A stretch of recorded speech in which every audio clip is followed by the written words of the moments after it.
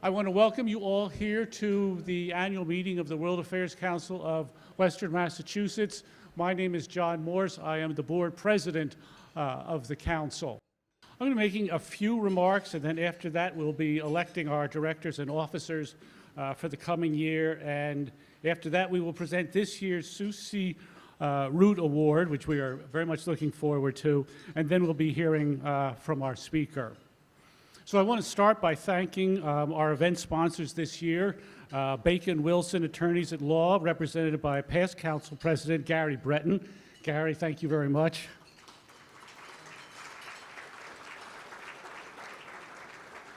And also by the Springfield Public Schools Parent and Community Engagement Center, represented this evening by Jeff Welch, who will be introducing the speaker, we hope.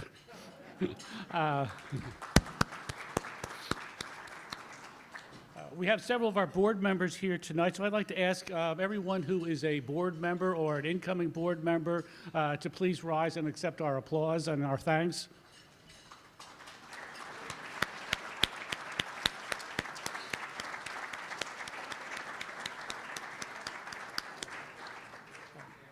I'd like to single out one board member in particular, Jeremy Cole from Cole TV, at the back of the room, manning the camera and videotaping our event tonight.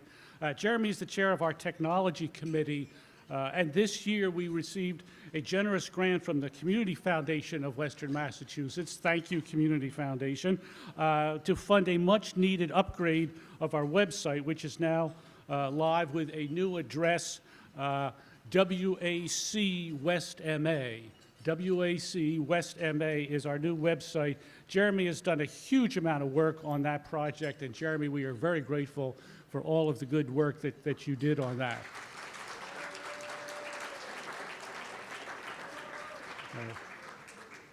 I should have said hold your applause because there's another thank you that we want to do, and that's also to Rich Rediker of Rediker Software.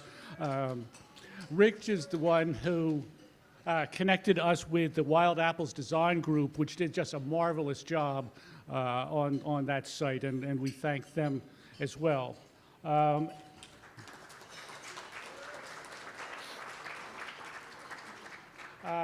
of course, as always, our deep thanks to our executive director, Sid Melcher, for making this evening and all of our events possible. Congratulations, Sid.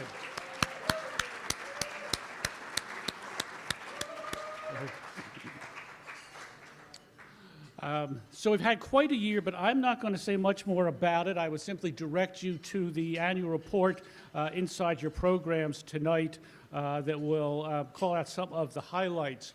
I will say this, we were very pleased to find out that we had hosted more international visitors in 2018 than we usually do, which resulted in a larger than expected grant from Global Ties US and the U.S. State Department. And that, along with that generous grant from the Community Foundation, has made our 2019 finances look very good indeed.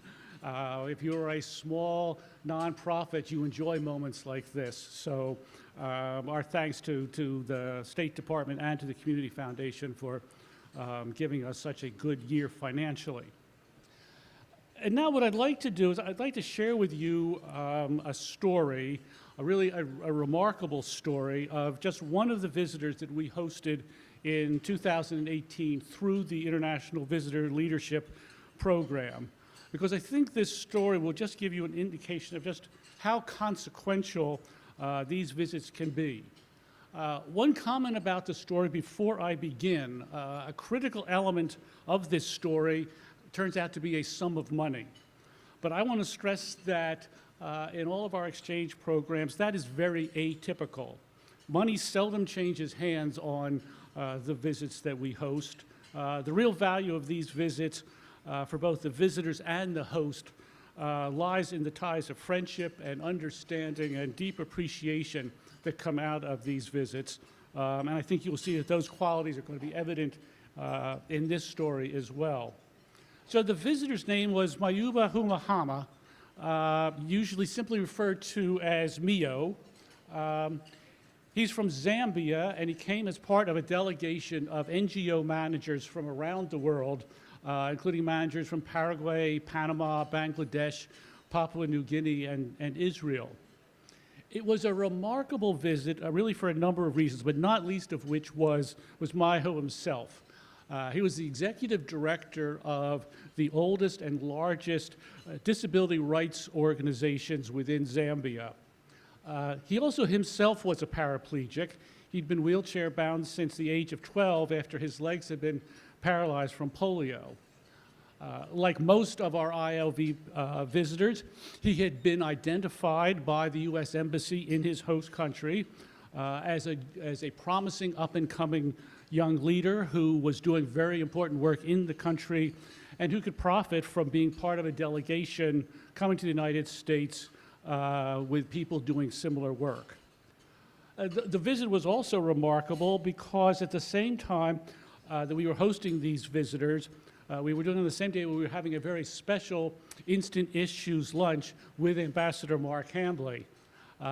So for the visitors, in addition to meeting with a number of nonprofit organizations in the area, including the NEPR Media Lab, the visitors were able to join us at this event.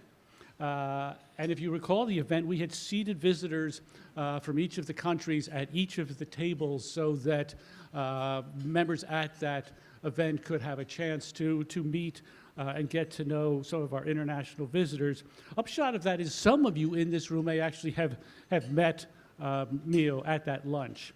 But the most memorable aspect of that entire trip was the home hospitality, which included for Mayo and one other visitor, dinner at the home of Wayne and Mary Beth Bergeron, where they enjoyed the famous Bergeron hospitality and where they felt very warmly welcomed. Mayo later said it felt like a second home. Well, thanks to Mary Beth's good thinking, one of the other dinner guests that night was a council member, Pedro Caceres, and his wife and their daughter, who, as it happens, also requires the use of a wheelchair because of a childhood disease. As Mayo recounted later, he and the family clicked from the get-go. So naturally, the conversation that evening turned to the subject of coping with disabilities, and Mayo shared the special challenges faced by people with disabilities and by their families in Zambia. And at one point, Pedro asked Mayo what he was going to do after he returned home with all the knowledge that he had acquired from the visit. And Mayo responded that he would like to found a new organization in Zambia that would focus not only on children with disabilities, but with their families as well. And Pedro asked, why would families as well be the target? And Mayo explained that it often happens that all of the responsibilities for taking care of a child with a disability, they somehow always inevitably fall to the mother to attend to. And because the mother spent all of their time caring for the child, they're unable to hold a job, and the families can remain in poverty. Well, after hearing all of this, Pedro asked, what would it take to get this project off the ground? And Mayo said, well, the first thing he needed to do was to acquire some land where they could put up a center where they could provide these services. Pedro asked, how much would that land cost? Mayo named a number. It wasn't a staggering sum by any means, and in fact, when you think about acquiring land, it sounded almost like a modest sum, but it was the sum that was needed in order to get this project going. A modest sum, but still noticeable, certainly more than most of us carry around in our wallets. So at this point, Pedro got up, excused himself, drove home, and returned with a checkbook and made out a check for the entire amount, which he gave to Mayo as a gift. Mayo was stunned. He thanked Pedro profusely. There was an outpouring of emotion all around that table, and everyone around the table agreed that they would keep in touch and see how this dream of supporting children and their families would come true. And just a few months ago, we got our answer, or at least a progress report, in the form of a letter from Mayo. It is the green sheet that is on your table, and I recommend it to you all as something to read and hear this story in Mayo's own words. But here is what has happened. That needed land has been acquired. The new organization has been established. Fundraising is going on to build the new center. And while all that work is going on, the new organization is working in cooperation with other organizations to support children with disabilities and their families through skill training and access to information about disability issues. In addition to that, they have started on a few modest and manageable activities that they can do. They managed to acquire a supply of orthopedic shoes via a donor in the Netherlands, and they have shared those shoes with children. They managed to acquire and get out to other children 13 brand new wheelchairs, and they have enlisted the help of an NGO expert from Ireland to help put their systems in place. So a little more than a year after visiting in Springfield, Mayo was able to take the knowledge he had acquired from networking with nonprofit managers in a handful of cities, including Springfield, plus an unexpected gift from one of our council members who was moved by his story.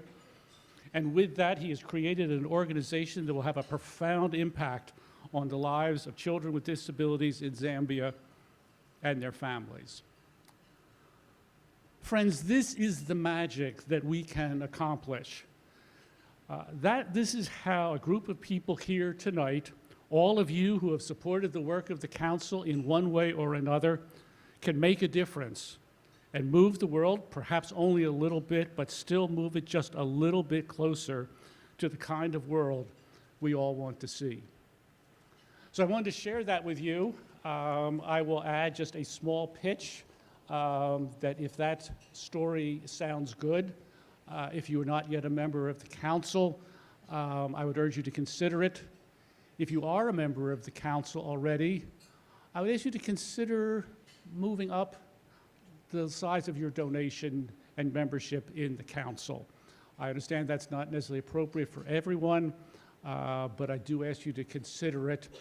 I think you can see the council does good work for the community and in connecting the community to the rest of the world, and your support helps us do just that. And with that, I think I'd like to turn this over to Stephanie Mars, who from our Nominations and Governance Committee, to move on to our next piece of business, which is electing directors and officers for the year. Stephanie?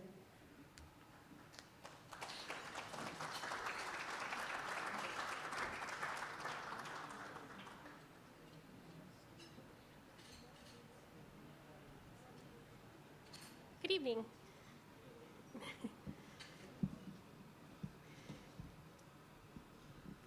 On behalf of the World Affairs Council of Western Massachusetts Board of Directors, I would like to present the slate of nominees for election.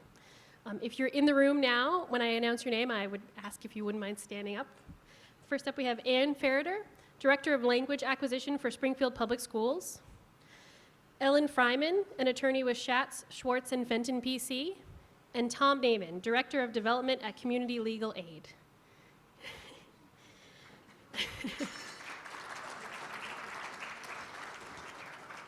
Can I get a second for the nominations, please? Could the members of the council please vote? All in favor? Any nays? Abstentions? The motion carries. Welcome to the board.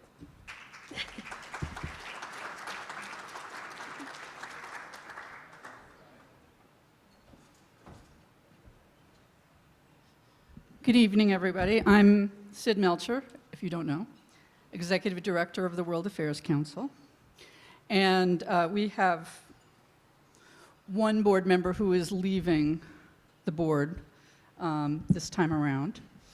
And that's the wrong piece of paper. It's John Young. Term limits have finally caught up with him.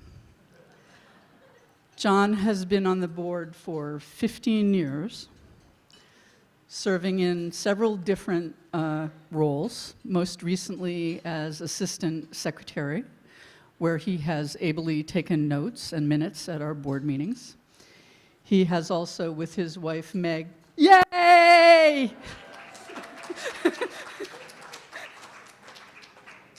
This is Katherine Brown, everybody. She's had a very long day.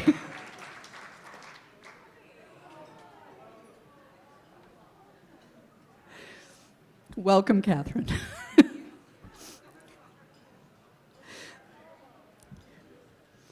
So John and his wife Meg, as you may know, have done a great job of registering people for events, which is a role I greatly appreciate.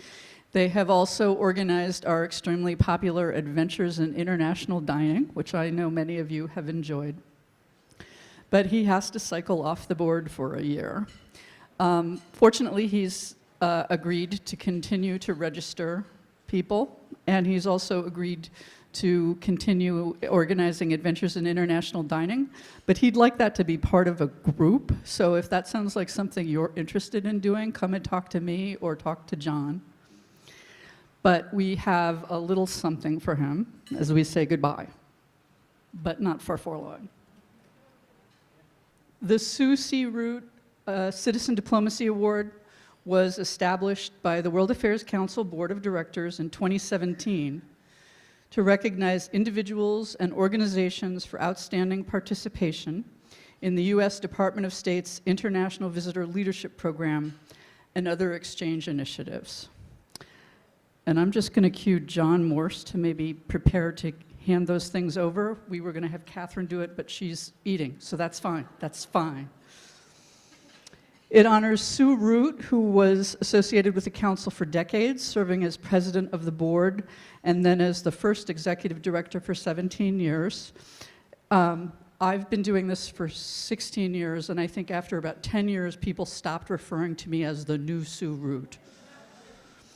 Acknowledging her passion for the profound, life-changing experience meeting people from different countries and cultures can have on a human being. She embodies the concept of citizen diplomacy, that the individual has the right and even the responsibility to help shape U.S. foreign relations one handshake at a time. Our honoree this evening is New England Public Radio's Media Lab, which provides students with the basics to produce their own narratives, from writing and interviewing skills to production and editing. In 2017, the World Affairs Council hosted a group of NGO managers, not the one with MEO, this was before that, in the US through the IVLP. We were asked to provide a meeting with a, quote, nonprofit media outlet. So I knew to approach NEPR, and they said yes. The group would hear generally how the station was funded and how editorial decisions were made and so on. And just as a fun thing, if there was time, the visitors would participate in an activity recording the meaning of their names. So, what does your name mean? How did you get your name? Things like that. This is something that Media Lab students do to start them off on writing and recording. And before the visitors engaged in the activity, we heard clips from women at the Care Center in Holyoke. And these brief little snippets were so beautiful and heartbreaking. One young woman said that she loves her name because it reminds her of the country her family comes from. Another said her name was meaningful to her because her grandmother gave it to her when her mother didn't want to keep her. And then the visitors went into the booths one by one and recorded their own stories of their own names, and they too were all beautiful or heartbreaking. As of last year, 4 projects, an arts manager from Montenegro, African journalists, and NGO managers from around the world, including MEO's group, have visited NEPR, and most have participated in this activity. Every time, one of the State Department liaisons traveling with the group has taken me aside and said to me that this exercise brought a new closeness and understanding among the members of each delegation in just the span of a few minutes. In addition, every time, at least one person in the delegation has said, I want to go back to my country and create a program like this for our youth at home. So it is my very great pleasure to present the Sue C. Root Citizen Diplomacy Award to John Voci, accepting on behalf of NEPR's Media Lab.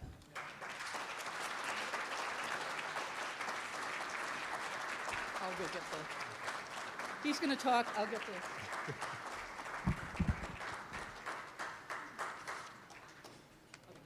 the... So in addition to the trophy, there is a certificate from the State Department. So, Thank you. you're welcome. We could do this later, too. There, now you Thank go.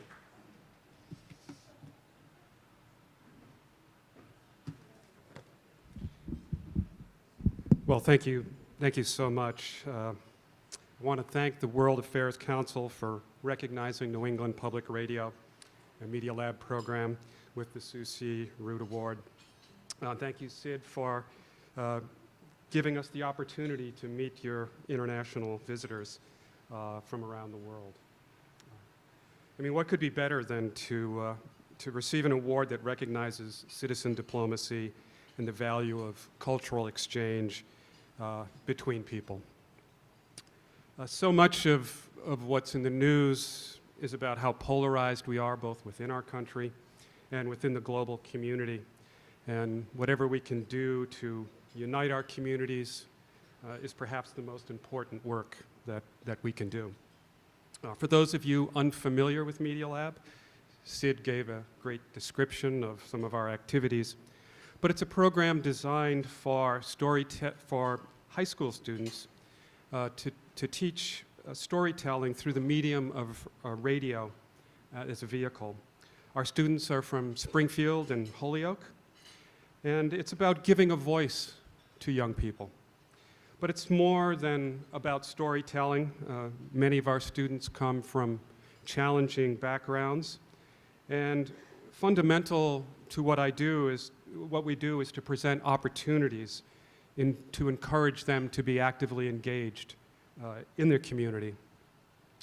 From the moment they fill out a Media Lab application, which for many of them is the first time they've had the opportunity or the experience to do that, to coming to a professional workplace, which again, oftentimes for many of them is the first time they've walked through a door of a business.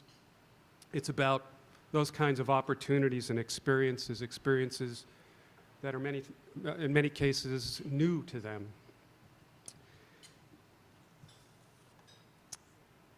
And it's no surprise that when you give young people the tools and the opportunity, you'll hear amazing things. I've probably learned more from our Media Lab students than I've been able to teach them. This past spring, our students got to meet the international visitors from the World Affairs Council, and as well as the year before that Sid mentioned. And you can imagine what the experience was like for those students, many of whom may never have ventured further than Six Flags or the Big E. To have visitors from around the world to be able to talk to them and who are interested in their lives. And after the introductions, as Sid said, we brought the visitors into our studios.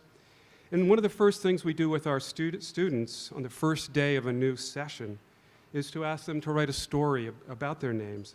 And it's the first exercise in storytelling. It's an icebreaker, as Sid said.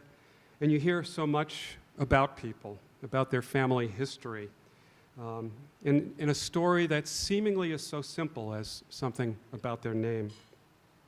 And you can only imagine what happens if you bring in a group of international visitors. And so I would encourage you tonight, if you have the opportunity, to turn to your neighbor and tell them something about your name. I also want to acknowledge Ethan Bakuli, if you could stand for a moment. Ethan was one of our interns that worked with the World Affairs Council visitors this past spring. He's a recent graduate of UMass and now working as a journalist at the Burlington Free Press in Vermont.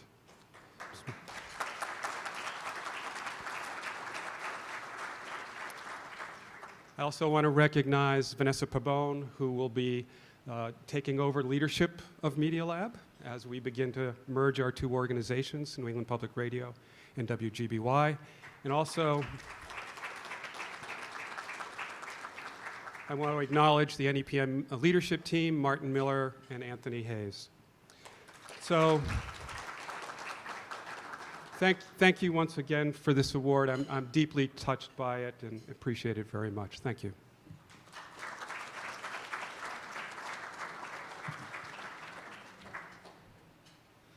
Good evening, everyone. My name is Jeff Welch, and I've been a council board member for 3 years.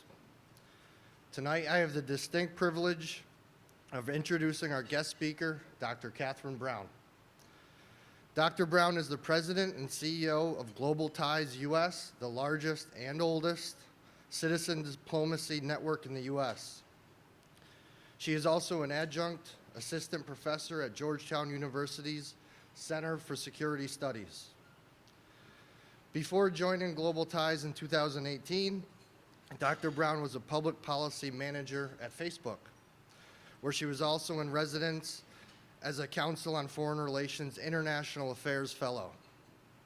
From 2013 to 2016, she served as the Executive Director of the U.S. Advisory Commission on Public Diplomacy at the U.S. Department of State, an office that authorized Congress to appraise and strengthen U.S. engagement activities with foreign citizens. Dr. Brown previously served in the U.S. government as an assistant to the National Security Advisor at the White House, as a communications advisor at the American Embassy in Kabul, and as a professional staff member at the Committee on Foreign Affairs and the U.S. House of Representatives. Dr. Brown is a 2018-19 French-American Foundation Young Leader. She is a current board member at both the University of Southern California Center on Public Diplomacy and the Alliance for International Exchange. She is also a former term member at the Council on Foreign Relations. Dr. Brown received her PhD in communications from Columbia University in 2013 and completed her doctoral fieldwork in Afghanistan and Pakistan. Her book, Your Country, Our War, The Press and Diplomacy in Kabul, which is the topic of her talk this evening, was published by Oxford University Press earlier this year. After an unusual trip to get here tonight, please join me in welcoming Dr. Katherine Brown.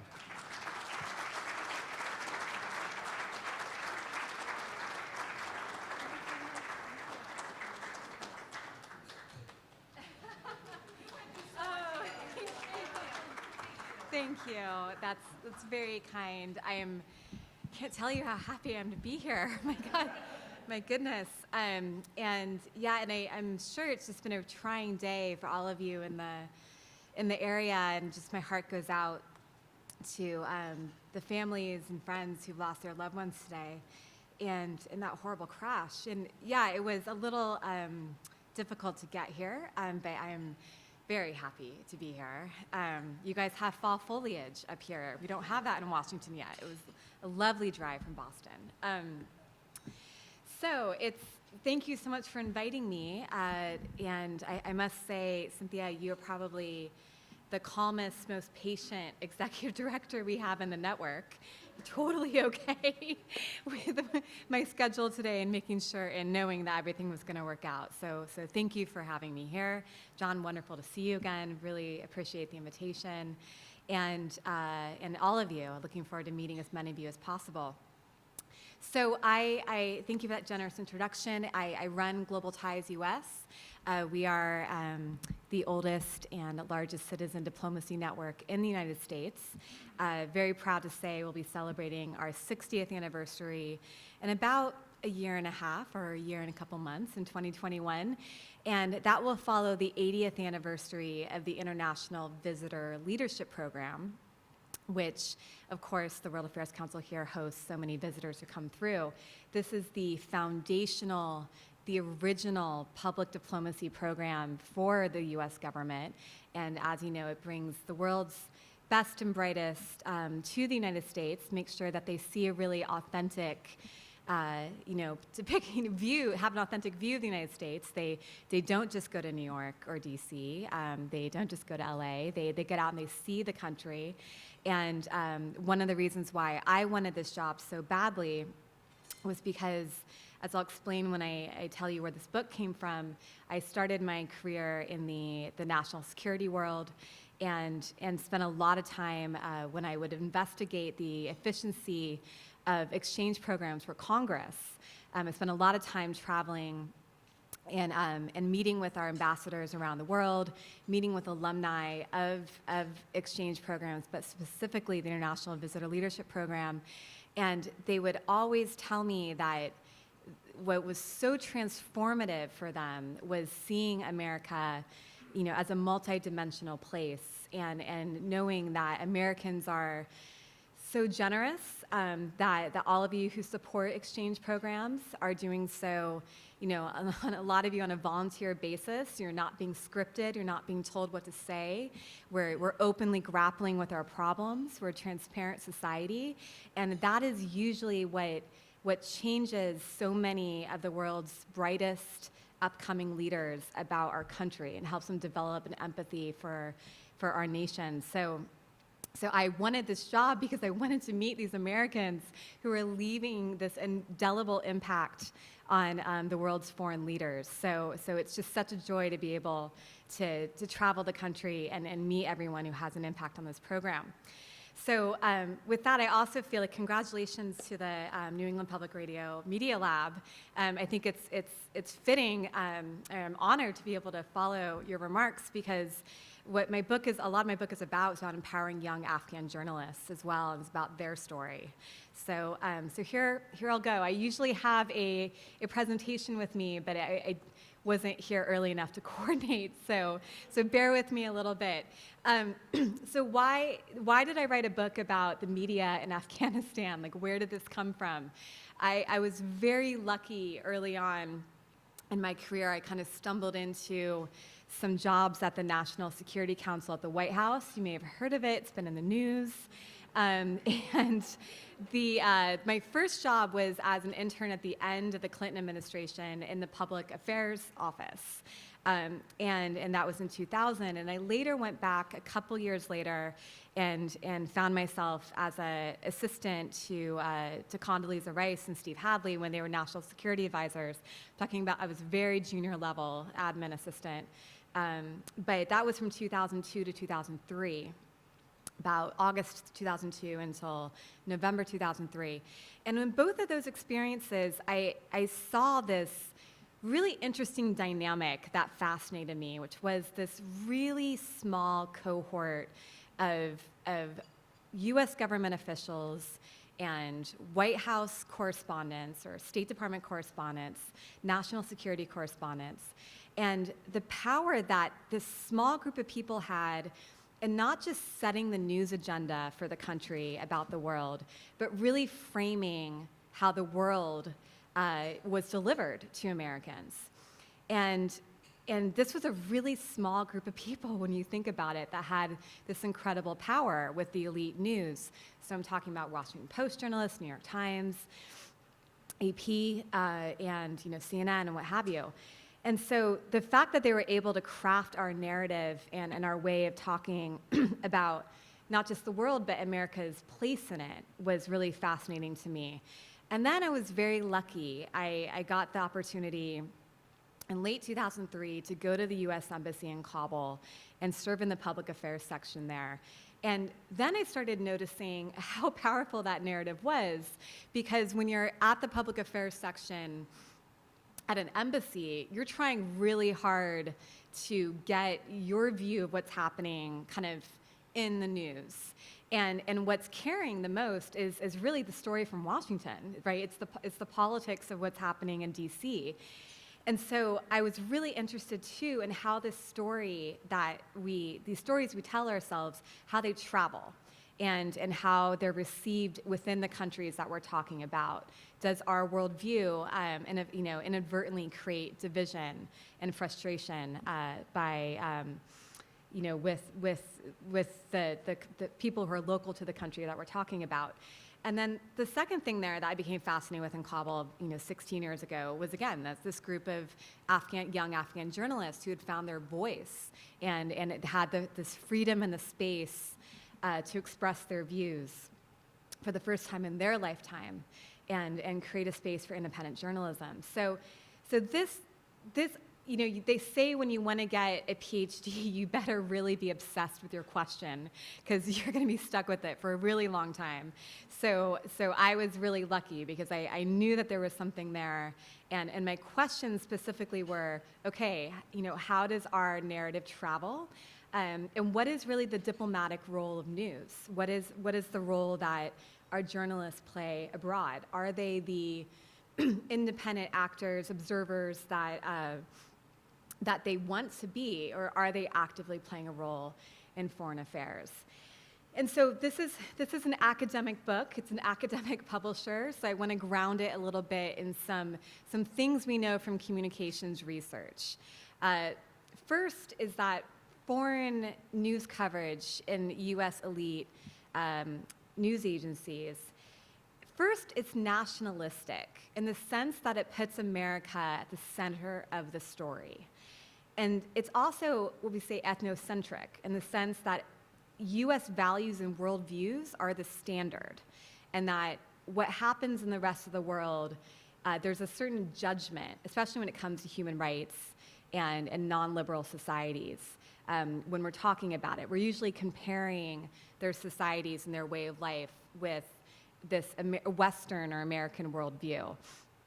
And the news media has a really special role in maintaining and creating a nation and reinforcing symbols. It reinforces our shared narratives, our language, our culture, and the frameworks in which we can understand the world. So the world, it looks differently depending on where you're standing. And national news, when you're reading news from an American, if you're an American and you're reading news from an American publication or watching it, it often feels familiar because it's reinforcing a certain standard that we have here, supporting having a liberal democracy, having a civil society, having free speech, a commitment to human rights. Like, these are all things that we feel, or the majority of us feel, kind of as what being an American stands for, and that's the way in which we view the rest of the world, and the media reinforces that. But also, U.S. News coverage, really about the world, really follows the agenda of the president. So you can say, well, the press is not supporting the president right now, but the president is definitely setting the news agenda, right? Whatever comes out of the White House is absolutely obsessed over, by our press. And that's always been the case. So the president's always the key agenda setter for the country. And U.S. foreign affairs coverage also focuses more on the political debate over foreign affairs than it does on actually the countries that we're talking about. So one example with Afghanistan, now it's a little dated. The news moves so quickly these days, but if you remember a few weeks ago, there were still negotiations with the Taliban being discussed, and there was, and the press was really focusing more on kind of the palace intrigue around John Bolton and Trump, and who invited the Taliban to Camp David. And that was the Afghanistan news story, not what was actually happening inside the country and how the Afghans were dealing with the, whether or not there would be peace in their country. So that is a norm. U.S. news coverage also tends to be, fleeting. Our attention is divided. There's not really a lot of investigative work. There's also a lot of parachute journalism. There's, journalists, especially broadcast news, who come in and do a stand-up to show that they're there, but then don't stay very long, and they're very dependent on local journalists to maintain that infrastructure. But really, the other norm is that there's certain meta frames, like the way that we frame the world, that we rely on. There's diplomacy, there's the economy, humanitarianism, crisis, but but largely, the frame in which we understand the rest of the world is through a lens of security. And those are the stories in which America is very much at the center of the news, because we think about American power, and the journalists reinforce the idea that if we're looking at the world through a security frame, then the American military and its material power can have influence over whether or not peace comes, peace or conflict thrives. The other thing that has been found again and again in academic research is the asymmetrical power of U.S. news in the world. And really just also British news. And so there's almost this duopoly, they call it, with the US and UK press. If you look at the top most saturated press outlets around the world, it's BBC and CNN, AP, Reuters, and the New York Times. And so for a very long time, this has aggravated the developing world. This has aggravated intensely countries that are trying to frame their role in the world in a new light, and feel as if they are constantly being undermined by the news frames of the West. And there was, in the 1970s, this report from UNESCO, the UN Educational, Science, and Cultural Organization, that articulated concerns that not just the US economy and military can shape fates of countries, but the US news media can shape the images of those countries and how they're framed. And they really felt like this was a kind of neocolonialism, that there was, that the Western press had so much power in determining the fate of their country, especially when it came to how they were seen within international organizations. So if they wanted a role in the United Nations, they wanted a loan from the World Bank, these were decision makers were reading the Western press, and their intelligence was being formed by what they read. So this has been a really frustrating, reoccurring thing for many countries that have been trying to make their own name and have images separate from how the West defines them. So again, my main questions were grounded in this research. How do the stories we tell ourselves as Americans about our role in the world travel? How is it received in the countries we're talking about? And what's the role of journalists in diplomacy and conflict? I spent a lot of time in Afghanistan. I first went there in 2003, as I said, and left in late 2004, lived at the US Embassy at the time, and then really got, I don't want to say hooked, but really was enamored with the country and the people and the potential. And there's a whole generation of us who came professionally of age post 9/11 in Kabul and in the region, and kept finding ourselves back in Afghanistan again and again and again. And so when I started doing my research at Columbia Journalism School, my professors really encouraged me to do my field work there, because there's so little research coming from there. And so on and off between 2010 and 2017, I did interviews. And I used to get mad at myself for not just hurrying up and finishing this book. but now, knowing how much time I gave it, I felt like I had a much more complete story. And so I was able to interview over this time and spend time with 30 Afghan journalists and about a dozen US correspondents and a dozen US and Afghan officials. If a dozen US correspondents doesn't sound like much, it's because there's a really small but dedicated cohort of Western journalists and US correspondents that have focused on the country. And so I spent a lot of time with most, if not all of them. And while I was doing this research, I was able to live with the Washington Post journalists and with the New York Times correspondents. And so there was a certain kind of ethnographic component to my work as well. And so the title of this book is Your Country, Our War. That is because if you hear the word Afghanistan and you're an American, I'm going to assume that you're likely going to think war. And if you hear Afghanistan and you're an Afghan, you're going to think it's my country. And so it's the tension between those two frames. And I couldn't come up with a title for the longest time, and my husband came up with it like that, which drove me nuts. But it works. And so if you're looking at Afghanistan from the American point of view, you remember this being rooted in 9/11. And if you think back to that time, also my students can't remember it, which drives me nuts too. It's crazy. But there was unanimous support, almost unanimous support. It wasn't just getting for the U.S. authorized military use of force. That wasn't just focused on Afghanistan, but it was really just Representative Barbara Lee who said no. And 97% approval of the American public for us going into Afghanistan. Today, it's the longest continuous active troop deployment in American history. We have, 40, this surprised me, a poll on September 11th, 2019 found that 43% Americans think the war was a mistake. I actually thought that would be higher.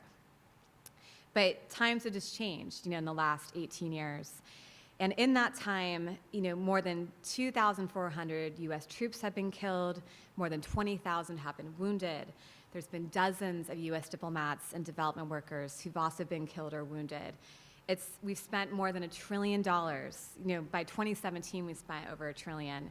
And there's estimates that as long as this continues at the rate that the troop levels and the amount of diplomacy and development spending we're spending, is that we're going to spend $45 billion a year. So we see the war through blood and treasure, essentially, and the sacrifices the country has made. If you're an Afghan, of course you see things very differently. You're pointing out the tremendously horrific civilian deaths that have continued. And, just one war after another for the last 40 years. And so there's been 31,000 civilians who've been killed, at least about 30,000 wounded. And if you're thinking about Afghanistan and its place, it's at the nexus of great power politics, and it has been for centuries. It's been an incredibly important country to empires, to the Mongols, to the Brits, to the Soviets, and now to the Americans. So when you see all this foreign intervention, there's something there. They haven't really felt as if they've really had their country to claim as their own. And they're curious and they're suspicious about ongoing foreign intervention. 33% of Afghans in 2018 thought that the country was moving in the right direction, which has a drop from 54%, about 4 years prior.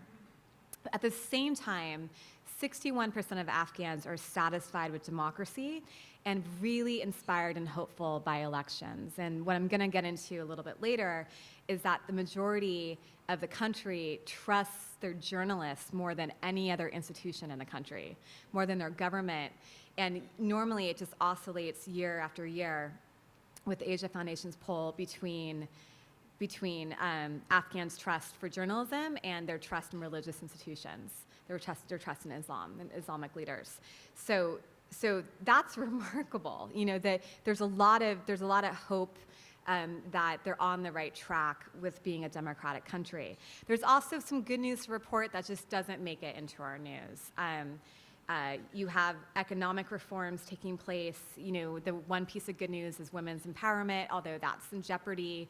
Record amount of girls in school, and really this robust independent news media that I keep talking about. So you see things differently. It's their country. And no one is more frustrated with how Afghanistan is projected into the world, and that the way they see, their worldview is not projected, than Hamid Karzai. And I start the book with him. I was fortunate to interview him this time 3 years ago. He was living in the former United Nations compound, which is about catty corner to the presidential palace, to where his successor, Ashraf Ghani, now lives. And when I met with him,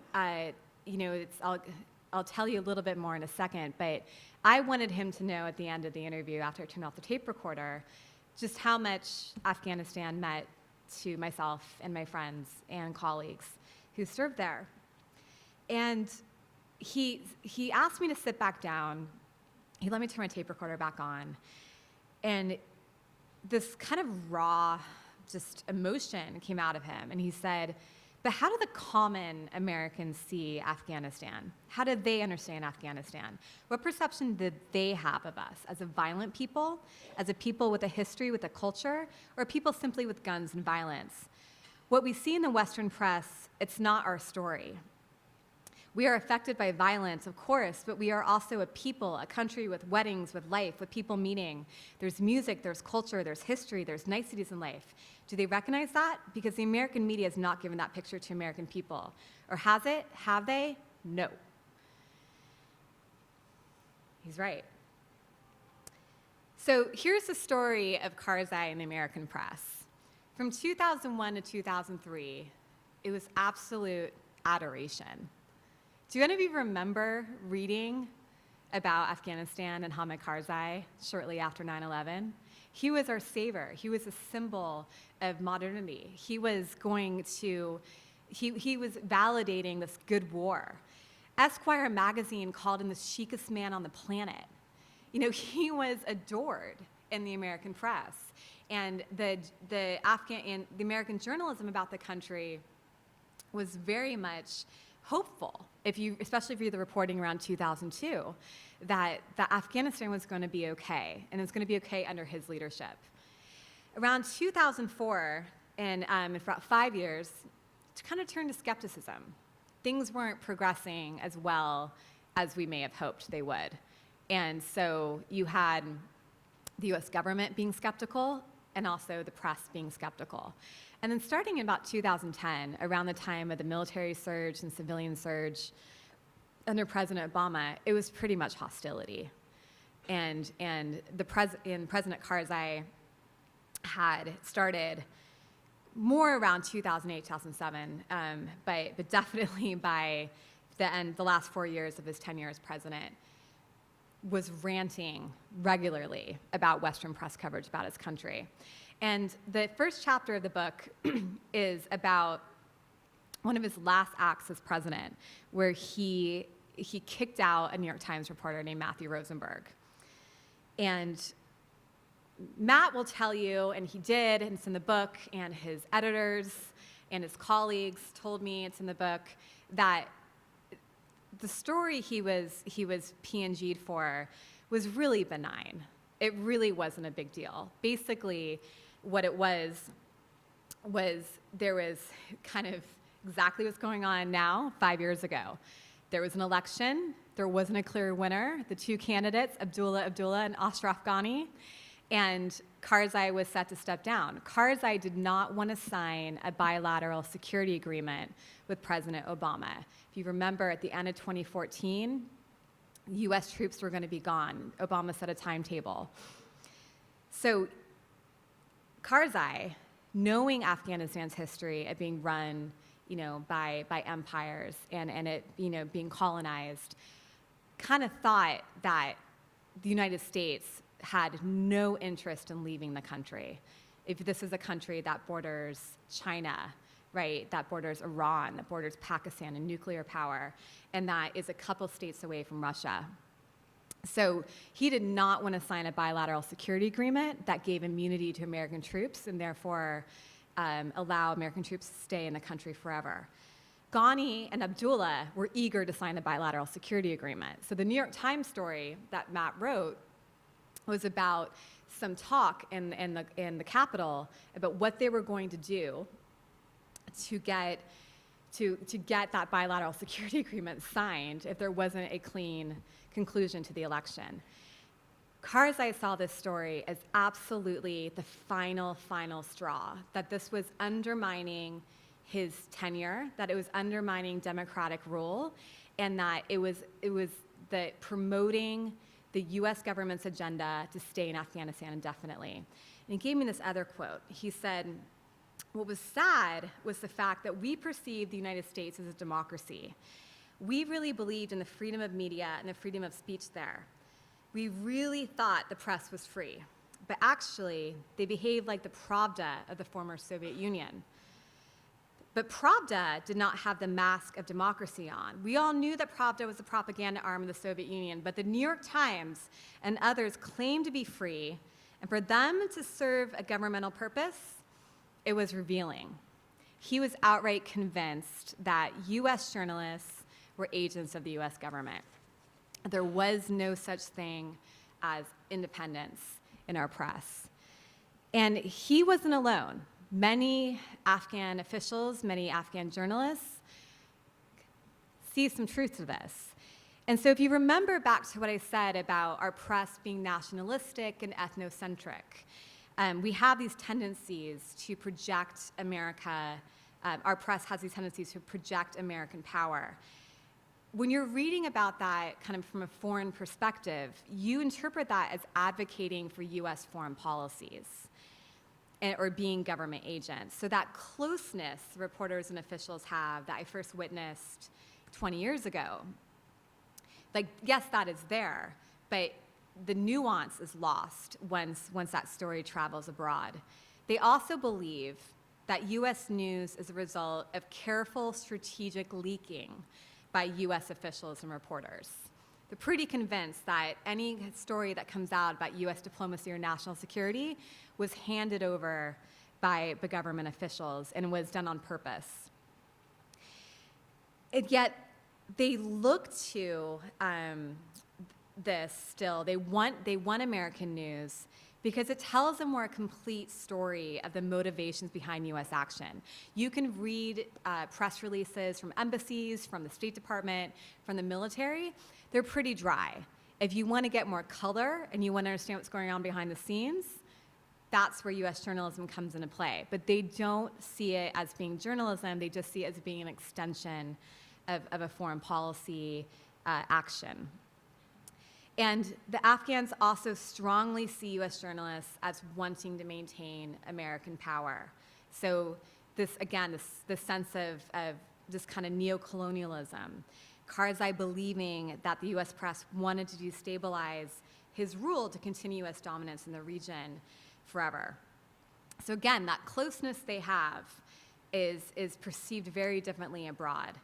So the realities, though, about the United States press is that it is really hard to be a foreign correspondent.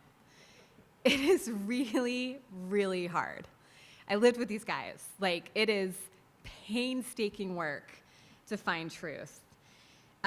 This is the sociological constraints, include language barriers, right? Massive cultural barriers, lack of infrastructure to travel, security concerns, just getting a news story, that your editor back home or your producer's on the same page with. Like, it is really difficult work. And the relationship between US officials and reporters is not cozy. It's not at all what it's perceived to be. It's mired in distrust. It's openly hostile at times, most of the time. But the thing that's unique and that I respect and that gives me hope is that even though there is this frustration and hostility between US reporters and officials and they tear their hair out about each other, they respect the tension. They respect each other's jobs. At least the people I interviewed, they get why journalists are doing what they're doing and asking the questions they're asking. And the journalists get why the officials, are being cagey or trying to push a good news story that will never, ever, ever make the front page of the New York Times, but still try. So they respect that tension. They know that's necessary for a liberal democracy. The US journalists admit that they're mainly looking at Afghanistan from an American worldview, but that is because they're trying to keep US foreign policy accountable for American citizens. So the reason why they're security stories is because they want to look at, they want to make sure that the troops are okay. They're not being sent into pointless conflicts. They're talking about corruption, they're talking about the Karzai administration's failings because they see that as an extension of U.S. foreign policy and the $1 trillion we've spent, and they want the American taxpayer dollars to know how their money is being spent.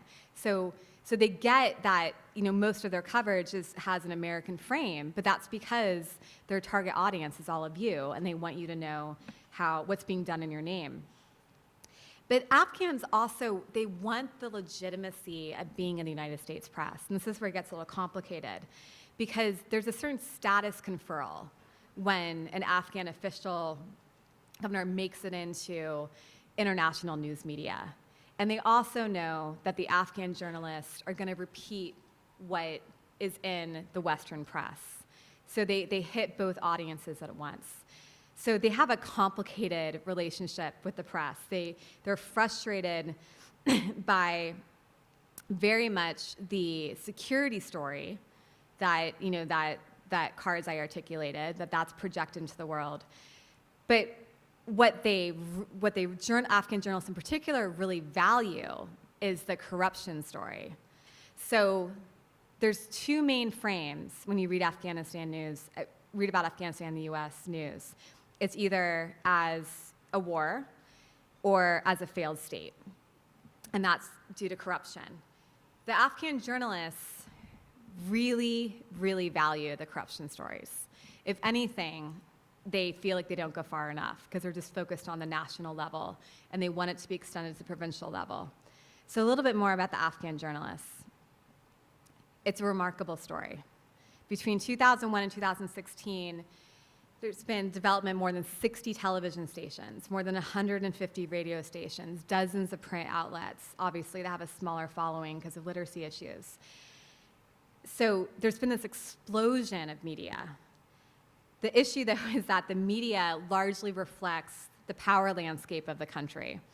So the same power brokers that ran the country before have found new outlets to get their message across.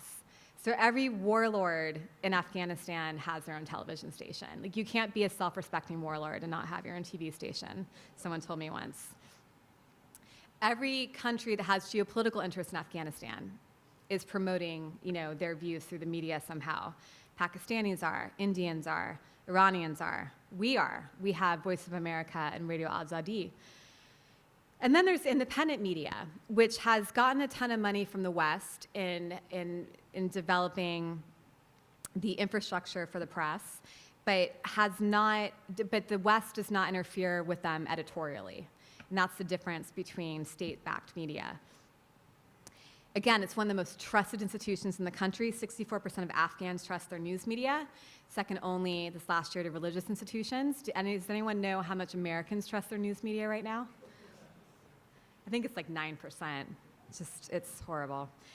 And there's been this staggering growth and just increased professionalism. That was one of the gifts of being able to go back to Afghanistan, over the course of 13 years, was watching the professional growth in the country. And this is where it ties back to exchanges, because many, if not most of, if not all of the major players in the Afghan news media today have benefited from an exchange program, either coming to the United States through IVLP, meeting with our Media Lab friends here, or going, coming to here study for a while on a Fulbright, or doing a UK program or a French program, or spending time with their colleagues in South Asia. So there's been this staggering sense of professionalism in the country as well amongst the journalists. So they've really come into their own. They deserve the respect they get in their country. But again, they, like Karzai, it hurts their national pride when they see the way that their country is projected in the world through the American press as a war. They very much value the corruption stories, though, because it gives them the ability to report on corruption without having to be on the front lines of it. So there's a form of self-censorship. They often give the stories of corruption to Western papers and publications, and then wait till it's reported, and then repeat it. And they can always say, well, that's the New York Times, that's not me. So they've learned a lot from their Western correspondents. And that's kind of where there's both this like diplomatic and developmental role of the US news that I found in this case study. US journalists have not been independent observers to conflict and diplomacy when it comes to Afghanistan. They've been active participants in it. They've shaped the perceptions and the normative environment around the US-Afghan relationship, and also Afghan's relationship with the International Security Assistance Forces, essentially the West, that have invested in the country. Karzai knew this. This is what drove him crazy. But also the journalists, because of their prolonged presence in the country, have contributed to the development of local journalists. And this is also, I think, the case in anywhere there's been a sustained presence of Western news. If you're reading about Afghanistan today, and this is where I'll stop, one of the benefits of being there for so long is that the journalists that you're reading, if you're picking up the Washington Post, or you're picking up the Times, or picking up the AP, you're reading either from Western correspondents who have dedicated their career to Afghanistan and in Pakistan, so know the region extremely well, have friends speak the language there, have lived there. Or you're reading from Afghans. You're reading from, especially in the New York Times, you're reading Mujib Mashal, most likely. Mujib is about 30 years old, subject of the book. I met him when he was actually 14, and we sent him on an exchange program when I was at the embassy. And what he brings is a more multidimensional view of Afghanistan. I see a difference in the coverage when I'm reading Mujib versus reading a story from Washington-based journalist about the country and the politics around it. And I think that's really important, like the structural changes that are happening with journalism, to make sure that we see a country and not just a war, that we're not just picking up and reading about the world through a security frame and accepting it. I think that there's positive changes that are happening with the New York Times in particular. Mostly that's because they realize that their market is going beyond the American one. So if they want sustainability for their own sake, they need to have a global market. So they need to have more local perspectives. And also, I think with the investment of more foreign bureaus, especially we've seen with the Post, that's a good thing. That means there's less parachute journalism.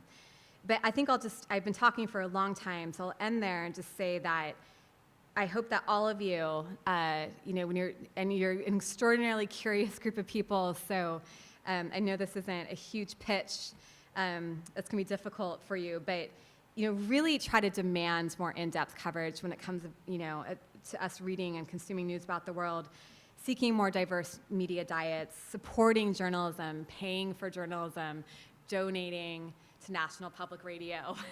This is absolutely critical.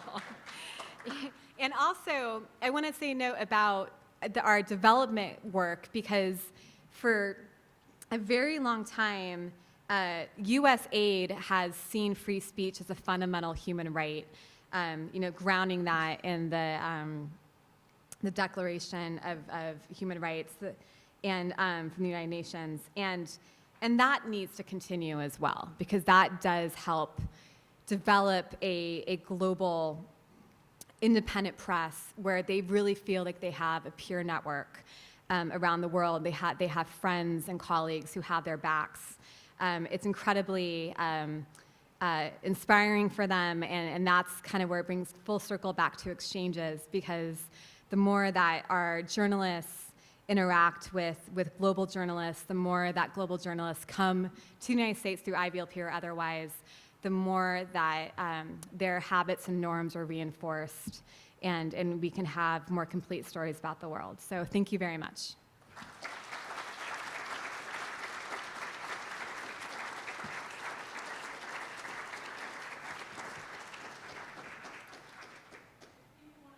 Oh, yeah. Mm-hmm. Sir. How does the Afghan press see our military presence there? Do they hope that we will stay there? And if so, why? Do they still see its lead? Why? It depends on who you're talking to, and I think it's complicated. Where in some ways they realize that the that the American military's had this stabilizing presence. It's supporting the Afghan National Security Forces, and the Taliban is still very much fighting, the Afghan people. The Taliban sees them as fighting the U.S. presence, but their victims are mostly Afghan. And at the same time, you have not only Al-Qaeda, but you have ISIS in the country as well. So the Afghan National Security Forces are really quite busy.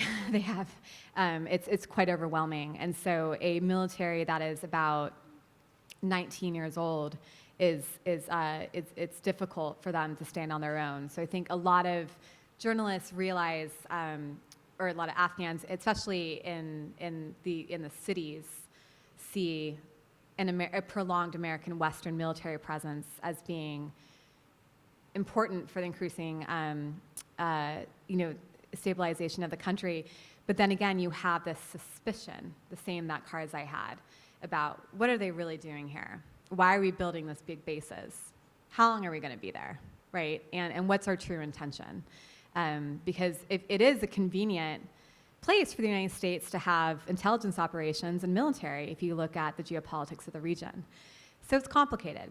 I think, I know this wasn't your question, but what we're seeing now, what was really frustrating was, I think, for many, was the peace talks that the U.S. was having with the Taliban, because what I would always hear from Afghans was, why are the Americans defining peace without us? The Afghan government wasn't included. They're going to have to live with the ramifications.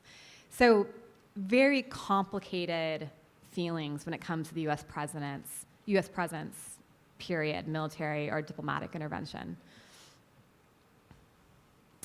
Yes, sir. Can you comment on the risks that the journalists face in that region? Sure, that all journalists face. Yeah, there's real security risks that journalists face if you're Afghan or Western, and it's there's also just everything that goes along with being abroad. There's health risks. There's a tremendous amount of risk and things to take into consideration every single day to do your job. One thing that, for the Afghan journalists in particular, the risk is spread out through many different pockets of power in the country. The Taliban has gotten incredibly media savvy. So when you think about the Taliban now compared to what they were in the 90s, they're very wired. They're on WhatsApp, they're in Facebook, they're in all the social media platforms. And the Afghan journalists will tell you it's chilling, because the Taliban will, they're Afghans, and they'll greet you with warmth. They'll ask about your family, and then you realize that they know your family's name, their family's names.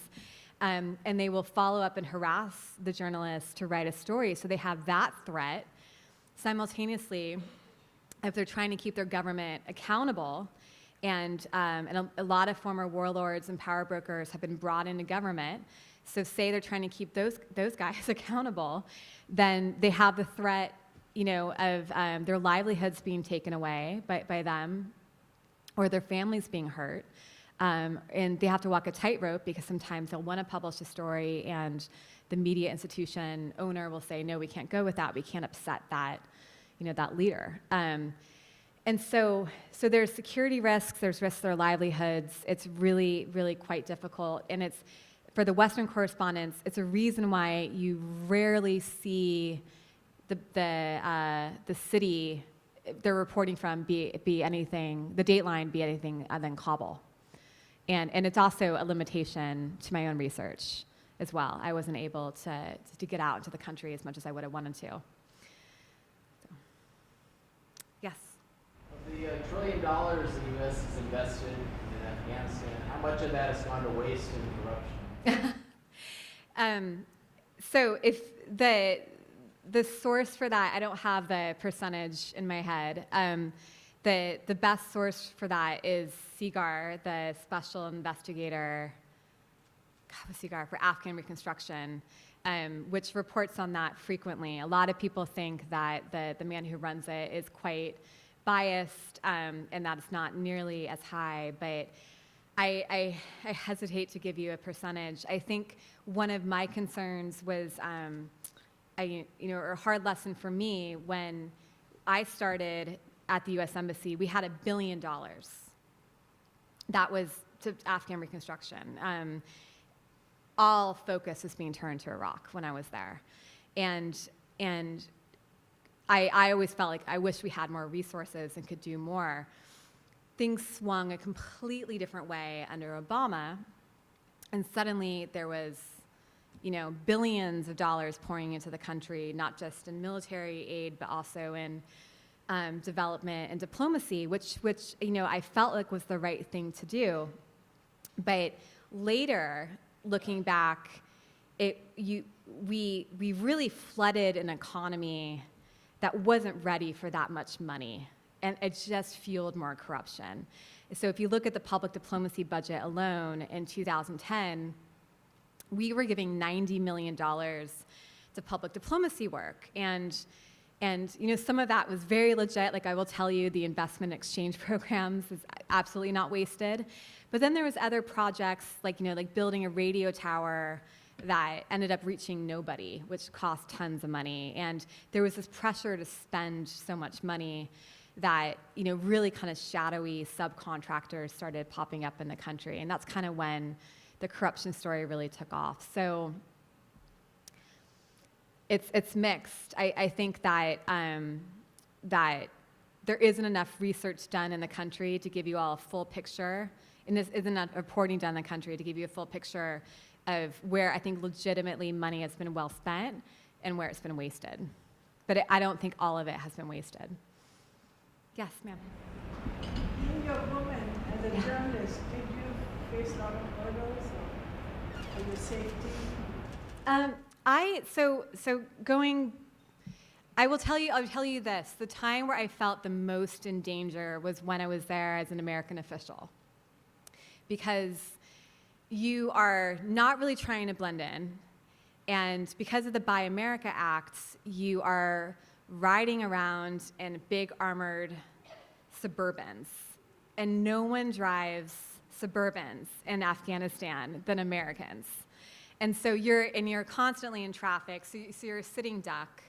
And it wasn't until I went back, with this non-governmental organization I worked with called the Asia Foundation, and then went there as a researcher, where I learned to kind of really embrace the local economy, and I learned some Dari, and was able to get around and be more low profile, that I felt more safe. So most of the time when I didn't feel safe, I was traveling in Chinook helicopters and Suburbans, and calling it, with DynCorp security contractors, who were really bored, and always was a little nervous that one of them would just shoot a weapon. And so my sense of security increased the more I blended in. I will say the last time I was there in 2016, the city felt starkly different.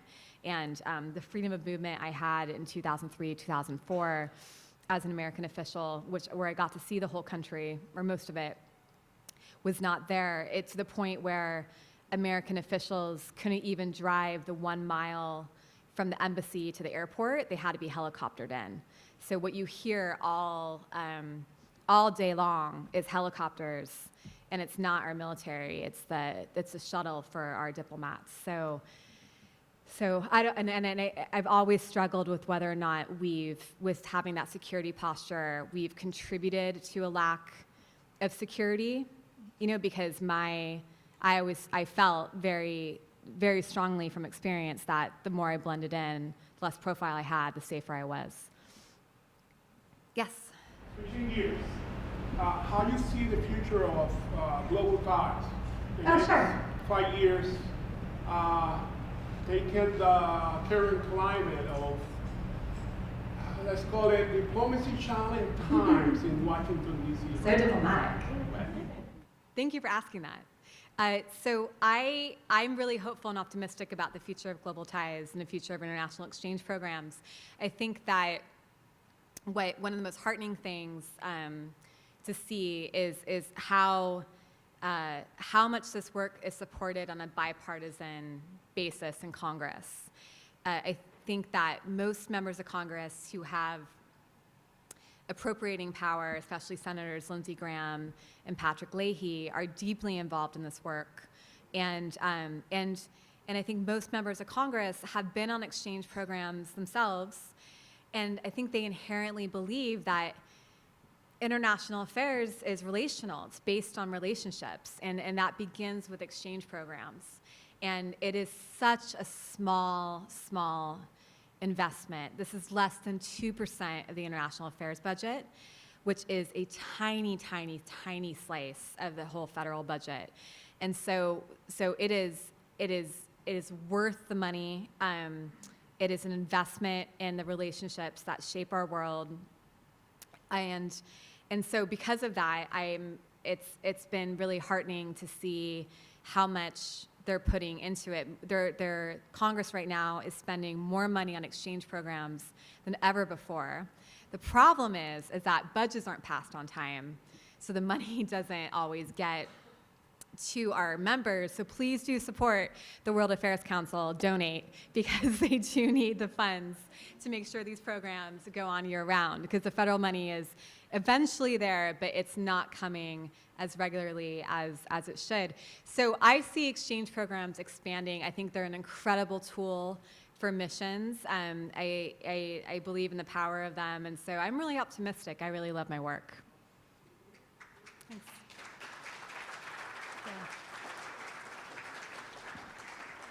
Yeah? One more? Sure. There's a hand. I'll get to you. No, I was just telling him I'll get to him too. No, please go ahead. Thank you very much for your insights into all of the way journalism works in that country.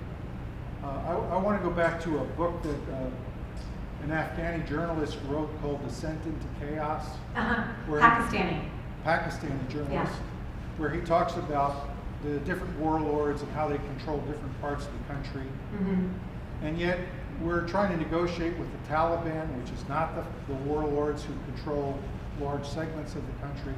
I'm just wondering how the press in Afghanistan rationalizes the Taliban as one force and the warlords as another force, and the government, which I'm not sure how much it represents the northern part of the country.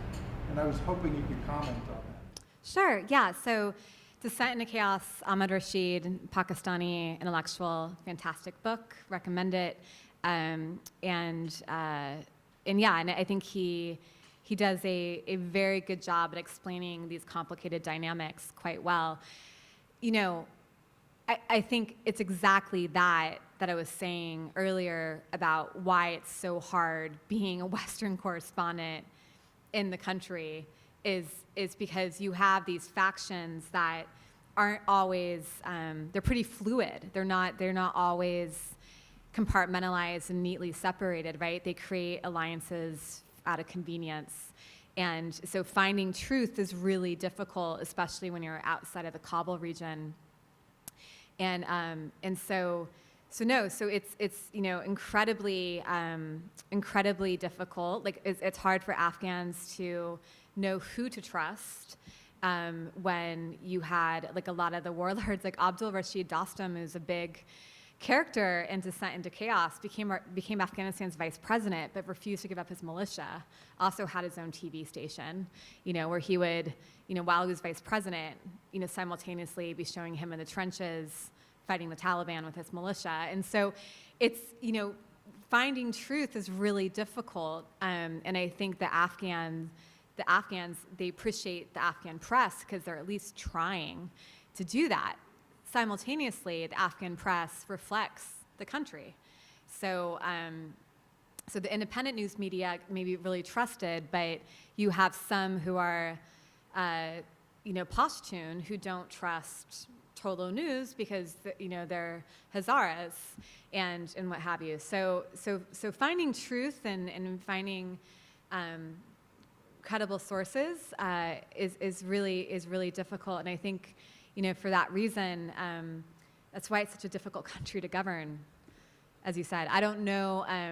That your last part of the question for how much the Ghani administration is trusted in the North. I mean, I think it's more they're not trusted in the South, and the East of the country. So, but it's a complicated place.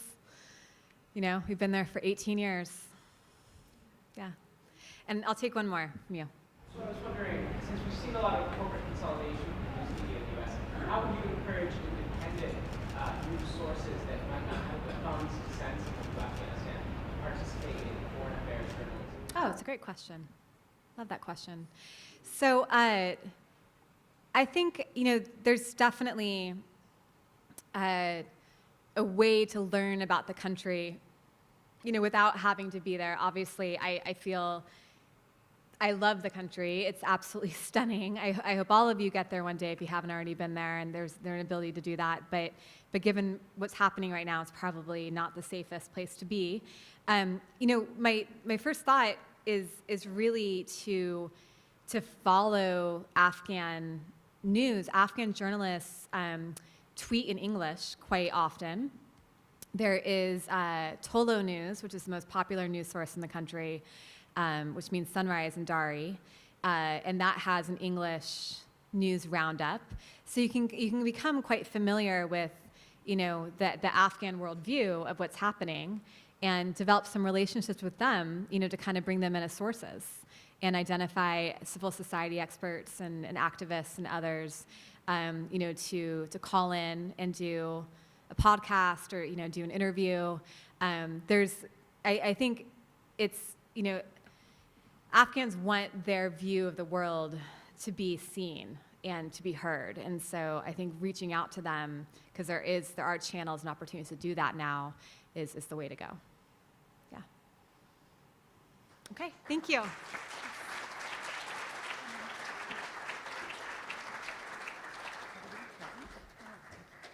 So I always say thank you to our speakers, but thank you.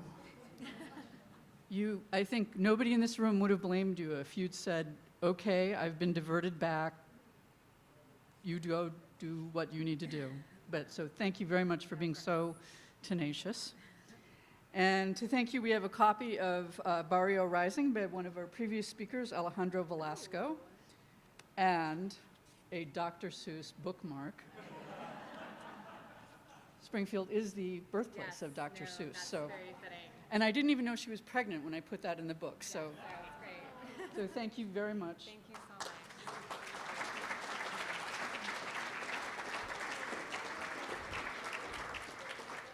I'd also like to thank Mark Hambley, who, when I called him a little bit in a panic this morning and said, "Do you think you could come and speak about anything?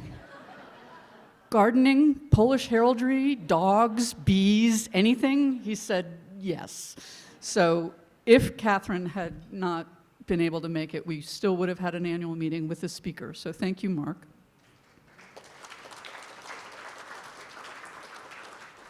Very, very quickly, of you in this room, how many of you have met with international visitors in professional meetings? So this would be people coming to your place of work and you talk to them about your business. So that means you guys, how many? How many of you have hosted home hospitality or attended home hospitality with an international visitor? Okay. This, interestingly enough, is a program that a lot of our members don't realize we do. So I hope those of you who did not raise your hand will notice that this is one of the things we do. It would be great if you're interested in being a professional resource to let me know. If you're interested in hosting visitors in your home, let me know.